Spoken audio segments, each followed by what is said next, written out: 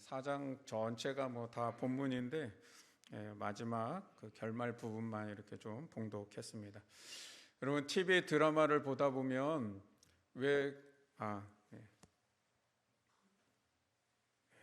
가끔 마스크 벗는 걸 까먹으면 저도 모르게 오늘 왜 이렇게 힘들지 막 그럴 때가 있어요.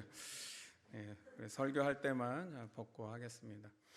여러분 이 TV 드라마가 대부분 끝날 때 어떻게 끝나죠? 그 다음이 엄청 궁금하게 해놓고 끝나잖아요. 이 룻기를 만약 드라마로 만든다면 지난번이 그랬을 것 같아요. 이 3장 마지막 절에 나오미가 룻에게 우리가 이 사건이 어떻게 될런지 기다려보자 하고 끝났어요. 그러니 얼마나 궁금하겠어요. 또 이 보아스가 룻에게 나에게 기업 물을 그 부분을 내가 감당할 거는 감당할 건데 나보다 더 가까운 친족이 있으니 잠깐 기다려보자. 또 기다려보라고 이렇게 얘기를 합니다. 그러니 그 기다리는 시간이 얼마나 애간장이 타겠습니까? 이제 기다려보자고 했는데 오늘 이 사건이 어떻게 되는지 그 결과를 보는 마지막 날입니다. 우리 신앙생활을 하다 보면 기도는 오랜 시간 동안 기도하는데 응답은 한순간일 때가 있습니다. 여러분 어떤 분은 한 사람의 영혼을 구원하기까지 15년 동안 기도하며 기다렸습니다 라는 분들도 계셨고요. 또 어떤 분은 내 삶이 정말 고난의 연속입니다 라고 하는데 어느 날 갑자기 그 고난의 끝을 경험하게 되시는 분들도 있습니다. 제가 부교육자 때 어느 집사님 한 분 신방을 했더니 그 집사님이 본인 간증을 그냥 쫙 하시더라고요. 근데 그분의 사연이 이거예요. 그분이 하시는 사업이 소방 그 시설을 하는 그런 사업을 하셨습니다. 그런데 이 사업이 그냥 늘 어렵고 힘들고 뭐 계속 고난의 연속이라는 거예요. 그러다 보니까 자기가 빚을 많이 져서 어느 때는 빚쟁이들 피해가지고 도망 다니는 생활도 너무나 많이 했고 또 그 속에서 그러다 보니까 해서는 안 될 생각을 여러 번 많이 했다는 거예요. 그러던 어느 날 갑자기요 법이 개정이 된 거예요. 소방법이 개정됐는데 이분이 하는 이 소방시설이 모든 건물에 다 시설할 수 있도록 전에는 권장사항이었는데 이제 법으로 의무화가 된 거예요. 모든 건물에 이게 다 들어가야 되니 얼마나 이제 이분의 사업이 이제 그 다음부터 모든 고난이 한순간에 다 풀리더랍니다. 그리고 계속 준비해왔던 그 기술, 본인의 그 기술이 국내에서 이제 최고의 기술로 인정도 받고 그래서 신문에 소방산업대열의 혜성처럼 나타났다 그래서 뭐 신문에도 나오고 소방방재청장으로부터 표창도 받고 그랬다 그럽니다. 여러분 우리가 기도하고 인내해야 되는 시간은 굉장히 길게 느껴집니다. 왜냐하면 힘드니까. 힘들면 오래 가는 것 같잖아요. 나오미와 룻이 기다려보자 했던 이 시간들, 어쩌면 모압에서부터 시작된 그 고난의 과정이 베들레헴에 정착하기까지 얼마나 오랜 시간 기다려오며 또 기도해 왔겠습니까? 2장에서 룻이 하나님의 은혜를 입기를 그렇게 간절히 기도했다고 그랬어요. 그런데 우리가 그 말씀 한 구절 놓고 그때만 그렇게 하나님의 은혜를 구하며 기도했구나라고 생각할 수 있겠습니까? 그렇지 않죠. 나오미와 룻의 인생에 고난의 시간을 보내고 있는 그 수많은 인내의 시간들 속에 그들이 얼마나 하나님의 은혜를 구하며 간절한 마음으로 살아왔겠습니까? 그런데 그런 기도의 시간, 그 인내의 시간은 굉장히 길었지만 이들이 그 삶이 회복되는 거는요 은혜가 한순간이라는 거예요. 응답은 한순간에 다 오더라는 것이죠. 믿음으로 인내하고 기도하며 기다렸던 그 시간에는요 하나님께서 은혜의 하루를 허락하신다는 겁니다. 여러분 사람은 살아가면서요 수많은 은혜의 하루를 경험하며 살아옵니다.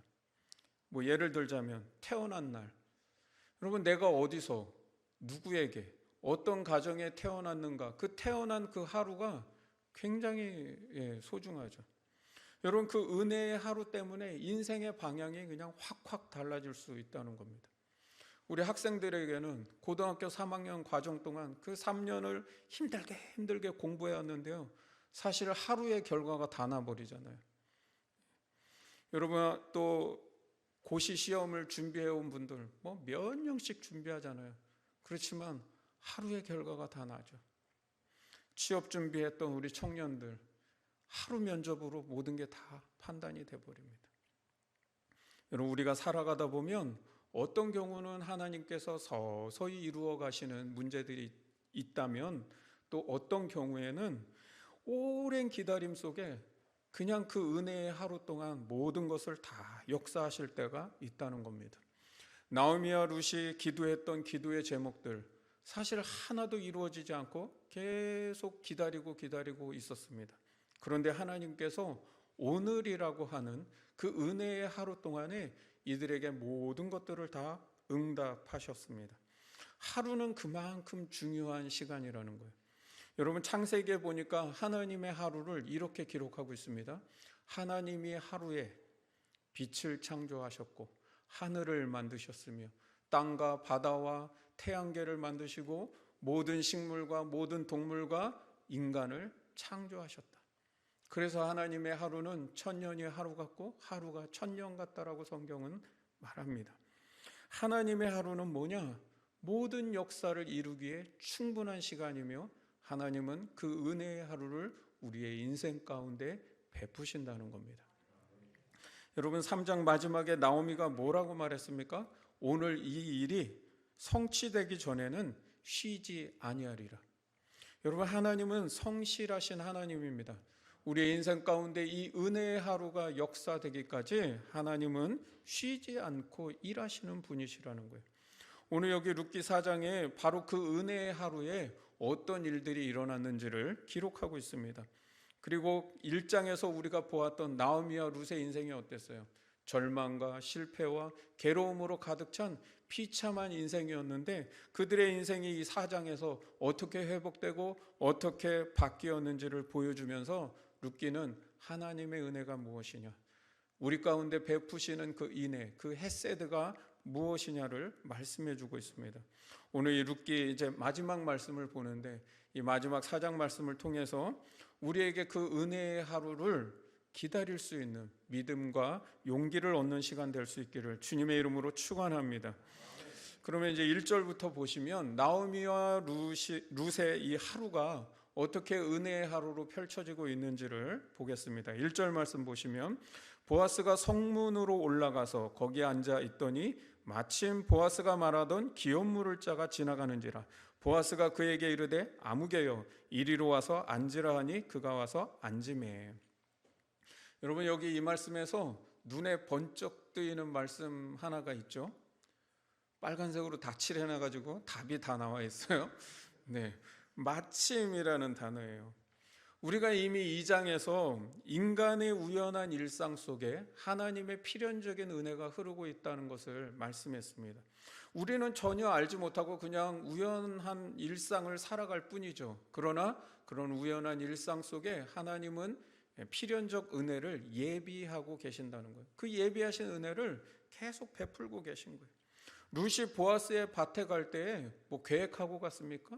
그 집이 누구 집인지 알고 갔습니까? 아니에요. 그냥 우연히 갔는데 하나님은 그 우연히 간 그 룻을 마침이라고 하는 그 단어를 통해서 보아스의 밭으로 인도해 가셨다는 것을 말씀하고 그 만남이 필연적 만남이라고 하는 것을 말씀하고 있다는 거예요. 여기 보아스가 또 성문에 올라가 거기에 앉아있더니 라고 말씀하는 부분이 있습니다. 여러분, 그 말이 뭐예요? 만나기로 약속하고 올라간 만남이 아니라는 거예요. 즉 계획된 만남이 아니라는 거죠. 그냥 무작정 올라가서 기업 물을 사람이 지나가기를 기다렸다는 거예요. 그냥 우연한 만남을 기대하고 올라가 있었다는 것이죠. 그런데요, 유대인들이 성경과 거의 동일한 가치로 보는 주석서가 있는데 미드라시라고 하는 주석서입니다. 히브리 성경 주석서인데 거기에는 여기에 바로 보아스의 믿음이 있었다라고 그렇게 주석을 합니다. 보아스는 나보다 더 가까운 친족이 있다라고 하는 사실 때문에 이제 내가 더 이상 할 수 있는 일이 없구나라고 하는 것을 깨달은 겁니다. 여러분, 나보다 더 가까운 친족이 있는데 내가 할 수 있는 게 뭐가 있어요? 나의 권한이 아무것도 없는데. 따라서 그는 하나님께서 예비해 두신 일이 있을 거라는 믿음으로 성문에 올라갔다는 거예요. 다시 말하면 내가 할 수 없는 일이라면 하나님이 예비하신 일이 있겠구나라고 하는 것을 믿는 믿음, 그 믿음 가지고 성문으로 올라갔다는 거예요. 여러분, 우리가 고민하고 괴로워하는 일들 따지고 보면 내가 할 수 있는 일들이 아무것도 없어요. 그런데 우리는 그것을 하나님께 내어 맡기고 그때 하나님의 은혜를 구하며 기도하고 기다리는 것이 아니라 오히려 걱정과 염려로 우리 속을 태우며 살아갈 때가 많다는 거죠. 보아스의 믿음의 선택과 행동이 무엇입니까? 바로 하나님의 은혜를 바라며 성문으로 올라갔다는 겁니다. 그런데 여기에 앉아있더니라고 하는 표현을 했어요. 그게 무슨 표현입니까? 그냥 성문에 올라갔다 그러면 되는데 성문에 올라가 거기에 앉아있더니라고 표현하는 이 표현은 이 일이 보아스가 이 일을 하나님께 맡겼다라고 하는 것을 표현해주고 있는 단어입니다. 사람이요 맡기질 못하면 앉아있질 못합니다. 안절부절해서 늘 서성대고. 근데 보아스가 성문에 앉아 있었다라고 하는 것은 뭐냐면 기도하며 기다리고 있었다라는 것을 표현하고 있는 거예요. 여러분, 여기 마침이라고 하는 단어, 보아스가 말하던 이 기업 물을 자가 마침 지나가더라는 거예요. 미드라시에서는 이 마침이라는 단어를 왜 사용했느냐라고 할 때에 평소에는 기업 물을 자가 그 성문에 지나다닐 일이 없었다는 거예요. 그러니까 거기에 지나다니는 일이 별로 없는데 근데 마침 뭐예요? 그날따라 거기를 지나가고 있었다는 거예요. 무엇을 말합니까? 보아스가 보기에는 우연한 만남을 기대하며 올라갔지만 하나님은 마침이라고 하는 예비하신 필연적 은혜를 준비하고 계셨다는 거예요. 여러분, 내가 할 수 없는 일이라면 하나님이 예비하신 일이 있다고 하는 그 믿음 가지고 기도하며 기다릴 수 있기를 주님의 이름으로 축원합니다.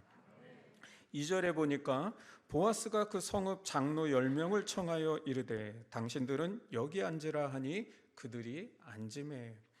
여기 장로 10명을 초청하는 이유는 뭐냐? 법적인 효력을 가질 수 있는 증인의 숫자가 바로 10명이라는 거죠. 그러니까 보아스는 이 일을 공적인 일로 처리하고자 했다는 겁니다. 룻과의 결혼을 이제 하려고 하는데 이 결혼에 대한 증인의 숫자가 바로 10명이었다라고 하는 것이죠. 그러니까 그 숫자를 채우기까지 지금 사람들을 앉아 있으라고 지금 하는 것이죠.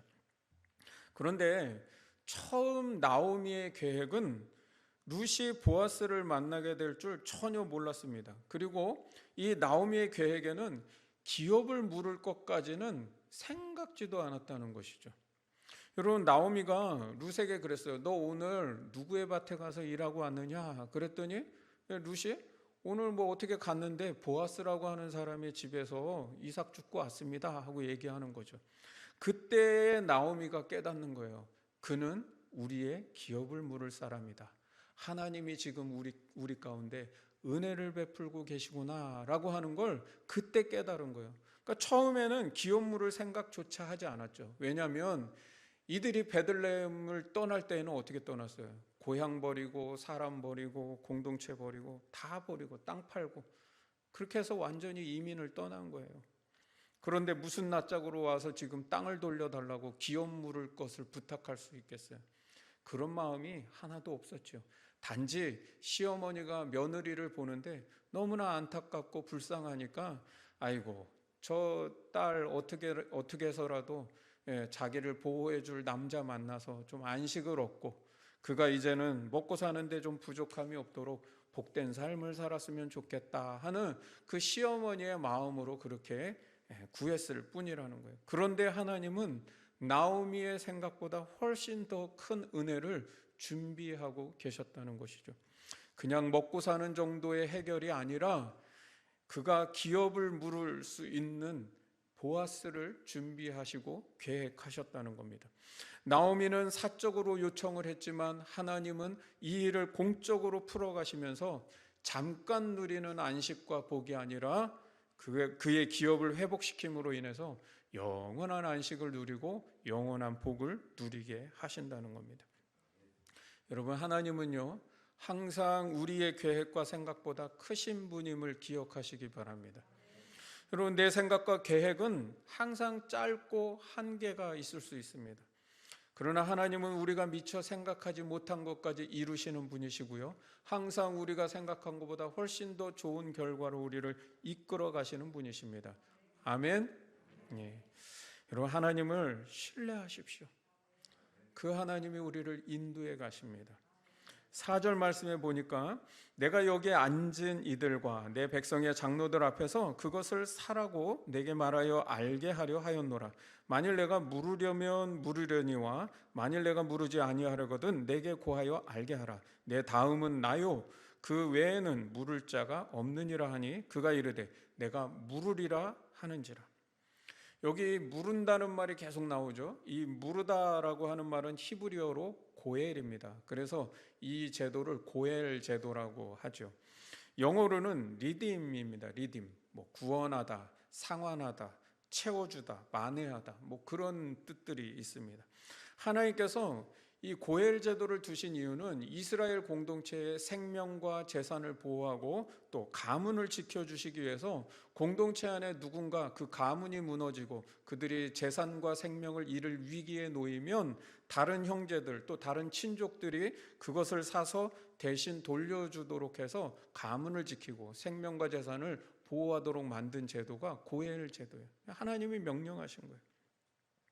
지금 보아스가 아무개에게 이렇게 얘기하는 거죠. 기업 물을 것에 대한 내용을 얘기해 주는데 먼저는 한 가지만 얘기를 하는 거예요.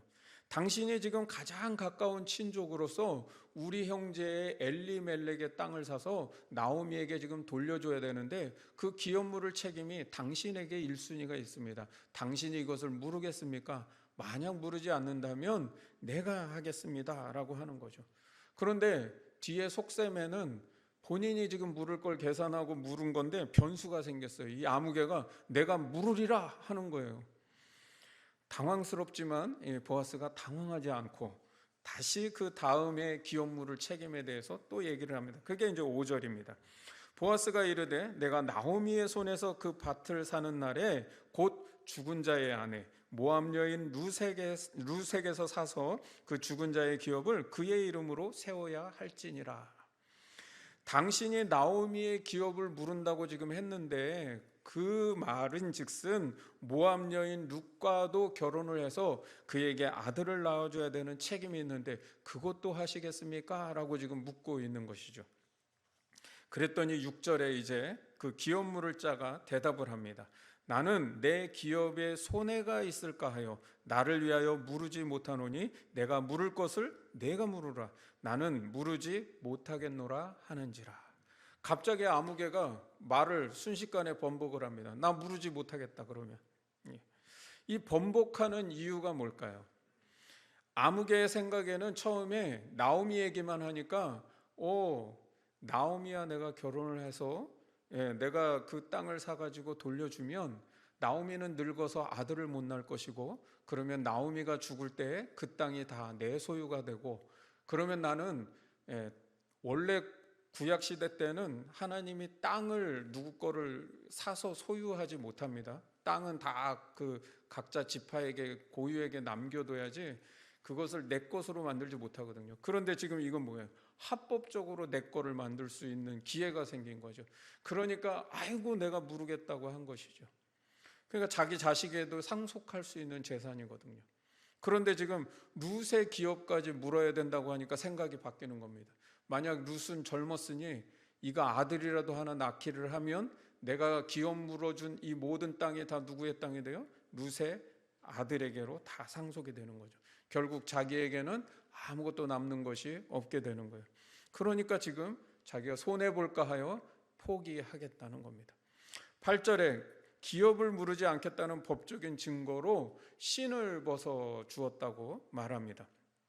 고대에는요, 신을 벗어 주는 이유가 뭐냐면 땅을 측량할 때 어떻게 측량했냐면 1시간, 또 하루, 또 일주일, 한 달, 요 기간을 계속 걸어가는 거예요. 그런데 삼각형 모양으로 걸어가는 겁니다. 그러니까 1시간 동안 삼각형 모양으로 걸어갈 수 있는 거리, 그 땅만큼을 재서 그것을 거래하는 겁니다. 또 어떤 경우에는 하루 동안 삼각형 모양으로 걸어가서 그 모양으로 측량을 해서 그 땅을 거래하기도 하고 그런 식으로 거래하던 시절이기 때문에 이 신발이 뭐냐? 땅에 대한 소유권을 상징하는 상징물이 되는 것이죠.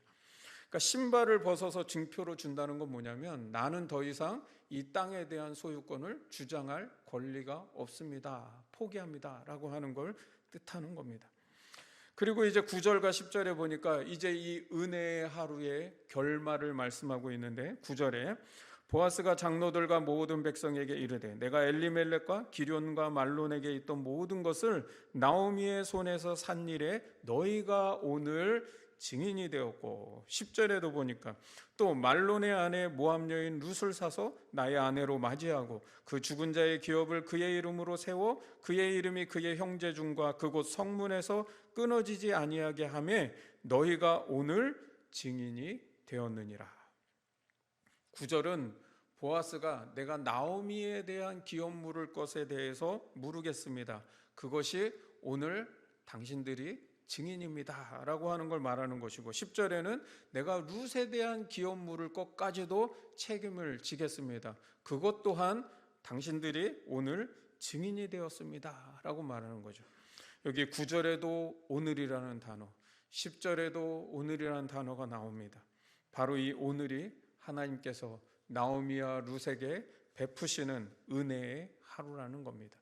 그동안 10년 동안 모압에서부터 고생을 해왔습니다. 그리고 유대 땅으로 돌아와서도 비참한 인생을 살았는데 하나님이 이 은혜의 하루 동안에 그 모든 고통을 다 갚아내는 은혜를 베풀고 계시다는 것이죠. 여러분, 이 은혜의 하루가 나오미와 룻의 인생을 어떻게 바꾸고 어떻게 회복시켰습니까? 완전한 절망에서 희망으로 바꾸셨다는 것이죠.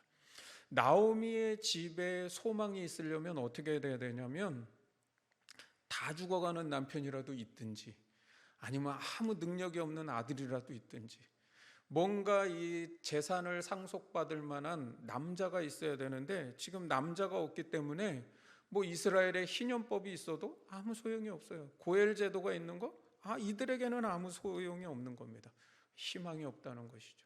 나오미는 늙었고 룻은 이방 여인입니다. 이들의 가정에는 희망을 찾아볼 수가 없고 이들의 인생에는 답을 찾을 수가 없었다는 것이죠. 오직 희망이 있으려면 뭐예요? 누군가가 완전한 자기 희생을 통해서 이 나오미의 집에 땅을 사서 돌려주든지 아니면 이 룻과 결혼을 해서 아들을 낳아줘야 되는데 이 유대 사람들이 이방 여인하고 누가 결혼하려고 하겠어요? 지금 또 사사시대라고 말했습니다. 사사시대는 율법이 시행되지 않던 시대입니다. 여기 기업물을 가장 가까운 친족까지도 자기가 손해볼까 두려워서 자기 이 책임을 지지 않겠다고 말하잖아요. 그런 시대 속에서 누가 이런 희생을 치러주겠냐는 것이죠. 그런데 바로 그런 희생을 보아스가 치르겠다고 자처하고 나섰다는 겁니다. 여기에 십자가의 은혜, 십자가의 사랑이 나타나고 있는 겁니다. 아무런 조건 없이 단지 사랑함으로 나오미와 룻에게 지금 자기 희생을 감당하고 있는 것이죠. 리딤이라고 하는 이 희생과 이 구원에 대해서 희생을 감당하는 사람, 이 리딤을 희생하는 사람이 바로 리딤머죠. 이하를 붙여서 리딤머라고 합니다. 구원자라고 하는 뜻이죠. 여러분, 이 고해를 이행하는 사람을 바로 리딤머, 구원자라고 말하는 거예요. 그래서 이 고해를 이행하고 있는 보아스가 바로 예수 그리스도를 상징한다라고 우리가 해석을 하고 있는 것이죠. 나오미와 룻은 땅을 돌려받을 아무런 자격과 조건이 없는 사람들입니다.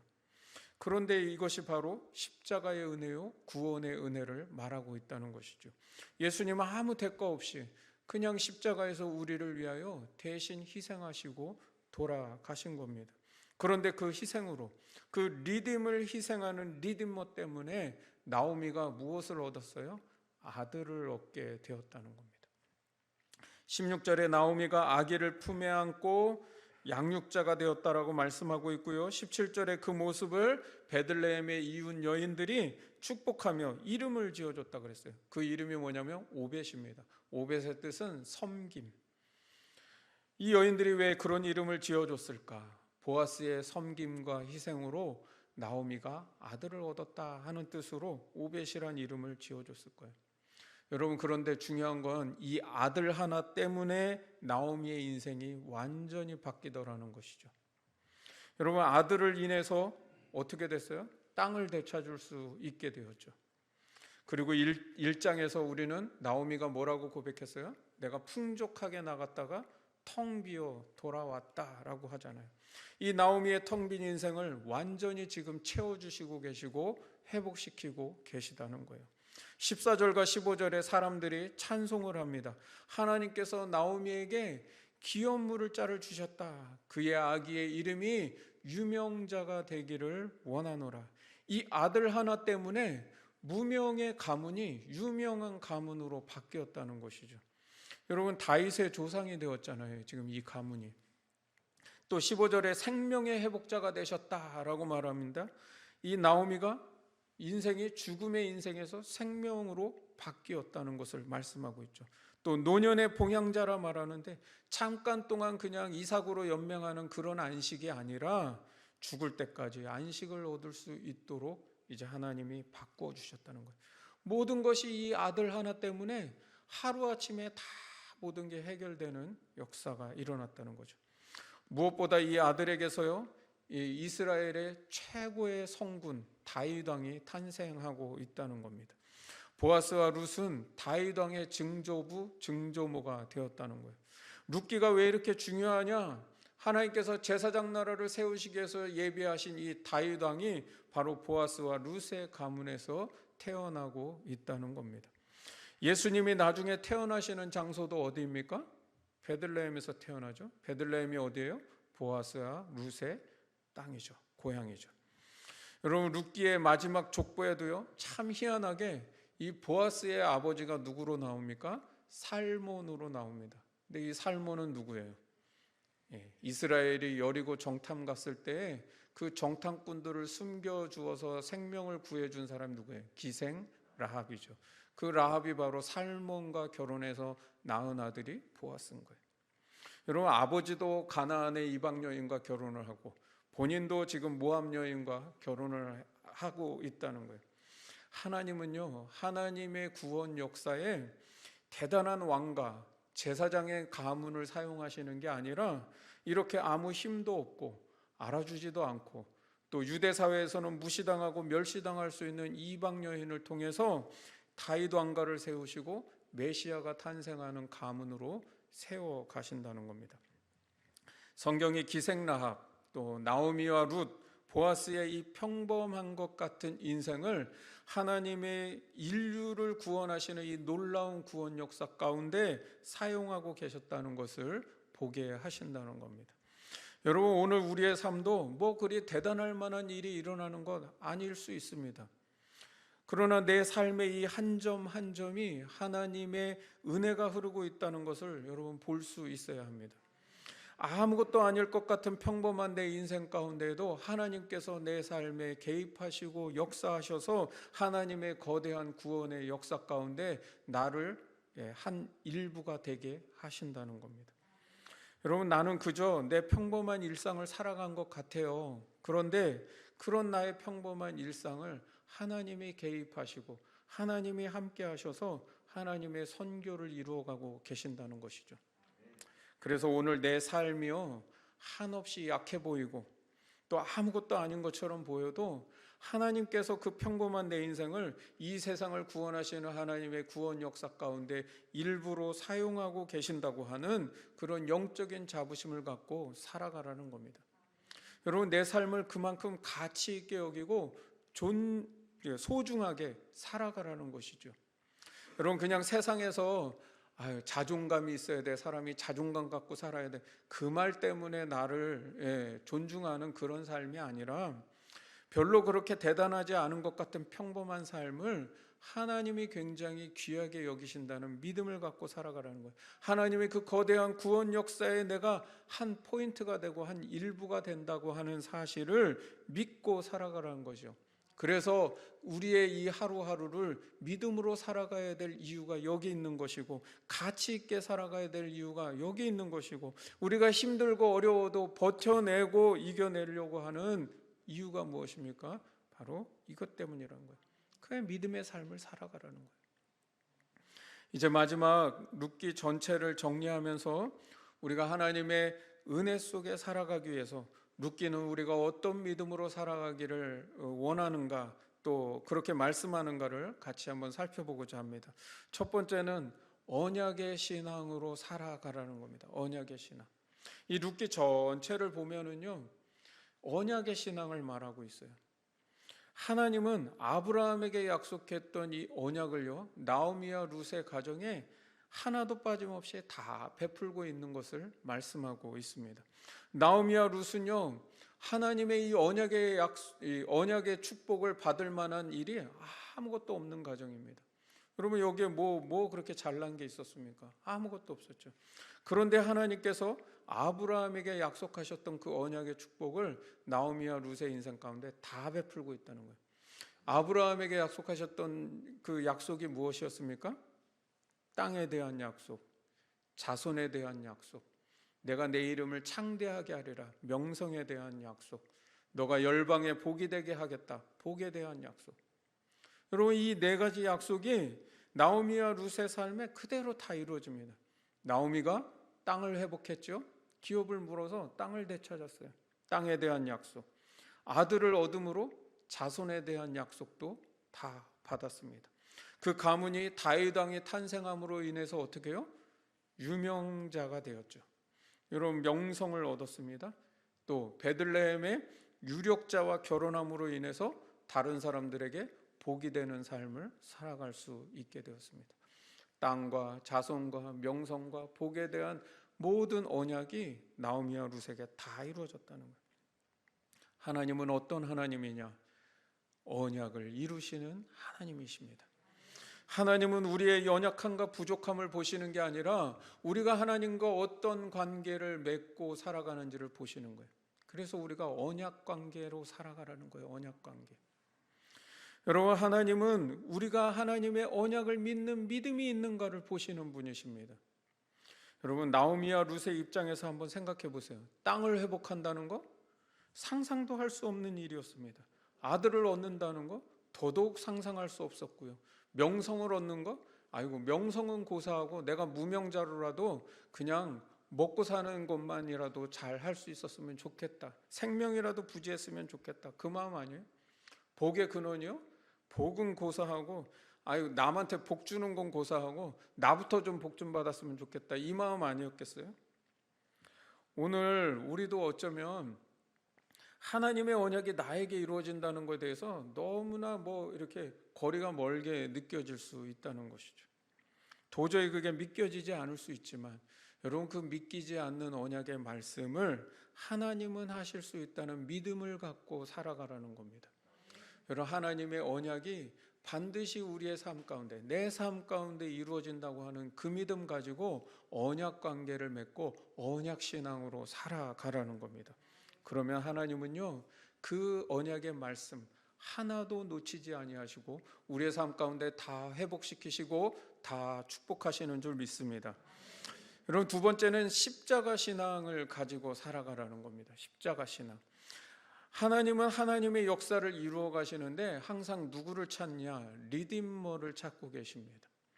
여러분, 리딤을 희생하고 섬길 수 있는 리디머, 다른 말로 하면 자기 십자가를 지고 주님을 따라가는 사람, 그 사람이 리디머예요. 리디머.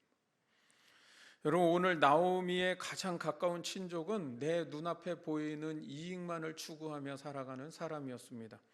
고엘법이라는 율법을 알아도 그 율법이 아무 소용이 없어요. 율법의 정신을 모르니까. 하나님이 왜 고엘법을 주셨는지에 대해서 율법의 정신을 모르니까 그 자신의 삶에 하나님의 말씀을 적용하고 순종하는 것에 대해서는 아무런 상관없이 살아가는 인생이었다는 거예요. 하나님은 오늘날도요, 우리 시대에 십자가를 질 수 있는 그 리딤을 희생할 수 있는 리딤머가 누구인가를 찾고 계십니다. 중요한 것은 뭐냐? 내가 하지 않아도 하나님은 반드시 그것을 감당할 리디머를 찾아내신다는 겁니다.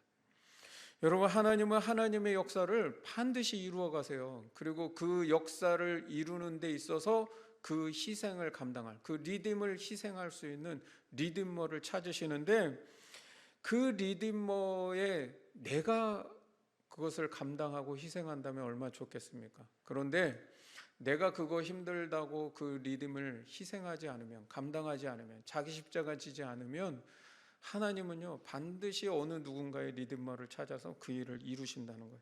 그런데 그때 하나님이 주시는 은혜와 복은 다 누구의 몫입니까? 그 리딤을 희생한 리디머의 몫이라는 겁니다. 여러분, 예수님께서 우리의 리디머가 되어주셔서 우리를 핏값 주고 사셨듯이 우리도 우리의 삶의 자리, 여러분 가정에서, 일터에서, 교회에서, 또 여러분 살아가는 그 사회 어느 자리에서든 여러분이 리디머로 살아가기를 원하십니다. 여러분 생각해 보세요. 여러분이 이 말씀을 그냥 흘려듣지 마시고 묵상해 보세요. 내 가정에서 내가 리딤을 희생해야 될 게 무엇인가? 내가 다니는 교회에서 내가 리딤을 희생해야 될 게 무엇일까? 나의 직장과 일터에서 내가 희생해야 될 리딤이 무엇인가? 여러분, 그것을 묵상해 보면 내가 감당해야 될 리딤이 있어요. 내가 희생해야 될 그 십자가가 있단 말이에요.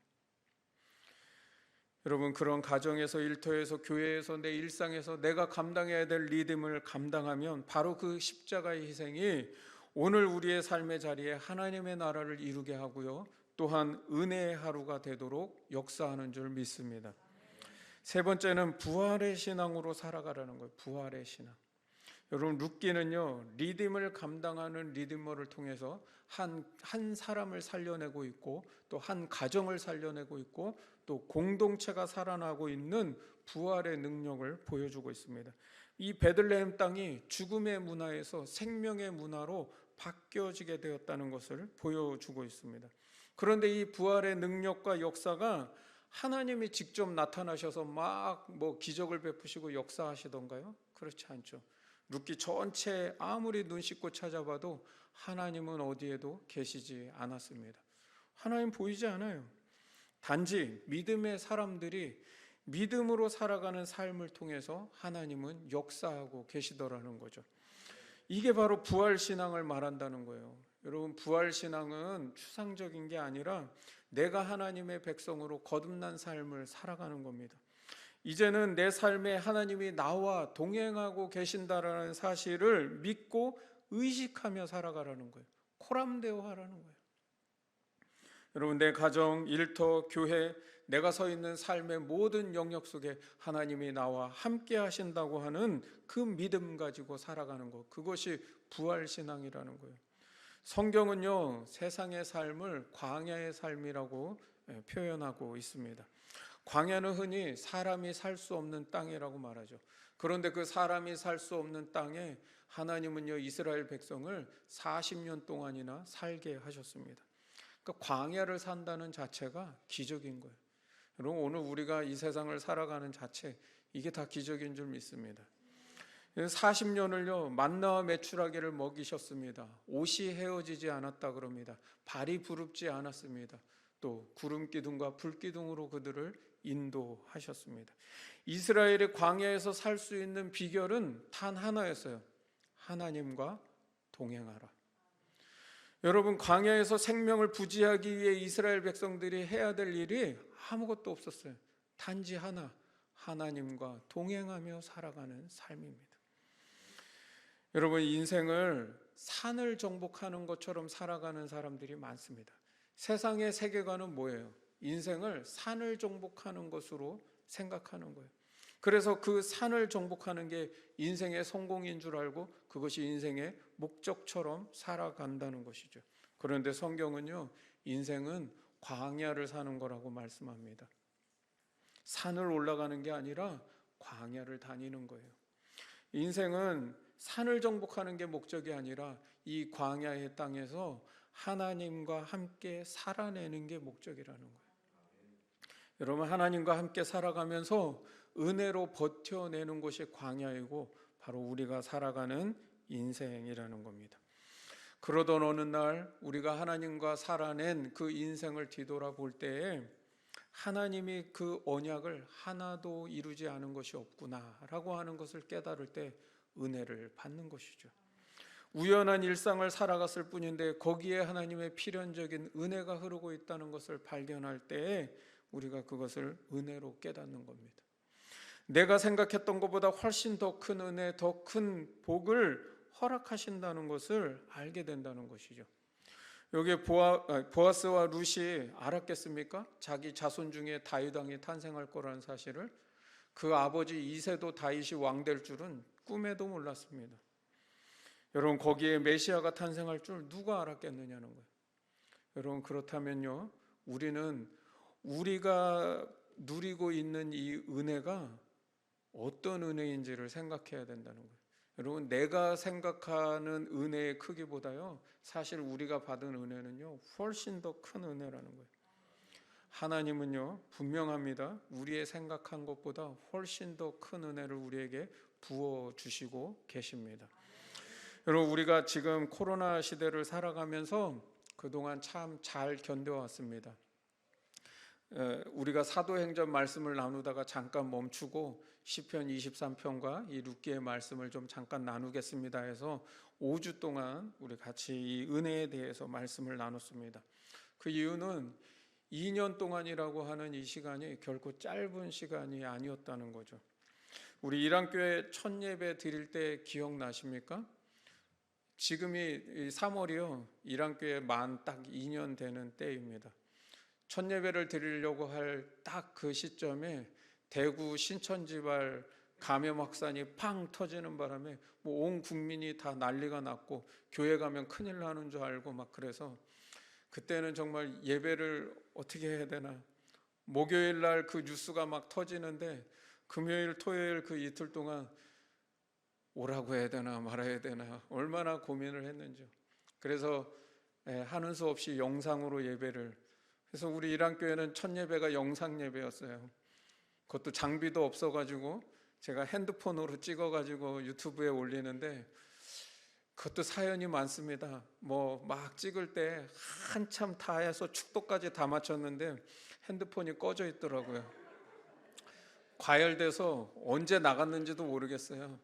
중간에 뭐 이걸 이을 수도 없고 다시 또 찍는 거예요. 여러분, 그렇게 해가지고 우리가 영상 예배 드려왔습니다. 그러한 시절들을 지나오는 동안에 정말 하나님 앞에 감사했던 것은 우리 성도들의 가정을 하나님이 지켜주시고 보호하시고 그 어느 누구도 코로나 걸리지 않고 또 그 어느 가정도 경제적으로 어려움 당하거나 또 이 코로나로 인해서 크게 어려움 겪는 분들 없도록 하나님이 지키시고 보호하신 은혜 얼마나 감사했는지 몰라요.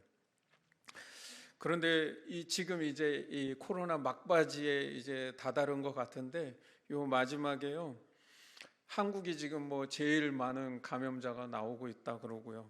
또 우크라이나 전쟁 때문에 지금 막 뭐 기름값이고 뭐고 경제 상황이 막 또 어려워지고 코로나에 뭐 대선 또 이후에 양극화 현상이 심화돼서 지금 뭐 서로 막 또 갈등이 심화되고 있는 것 같고요. 그런 여러 요인들이 다 복합적으로 작용하다 보니까 이제 우리 성도들의 가정과 일터에 조금씩 어려움들이 찾아오는 가정들이 있는 게 보이더라고요. 그러다 보니까 하루는 하나님 앞에 기도하는데 지금 이 사도행전의 말씀보다 우리 성도들이 하나님의 은혜를 한번 집중해서 또 우리가 같이 기도하며 또 말씀을 나누는 때가 필요하겠다 생각이 들어서 이러한 말씀을 나누게 되었습니다. 여러분, 이 5주 동안 나눈 말씀이 그냥 은혜 받고 끝나는 말씀이 아니라 우리의 삶을 은혜의 하루로 바꿀 수 있는 그런 하나님의 위로와 역사가 있기를 주님의 이름으로 축복합니다. 어려울 때 더 잘 믿는 믿음 되시고요, 어려울 때 내 믿음이 능력이 될 수 있기를 주님의 이름으로 축원합니다. 우리 같이 찬양하고 기도하겠습니다.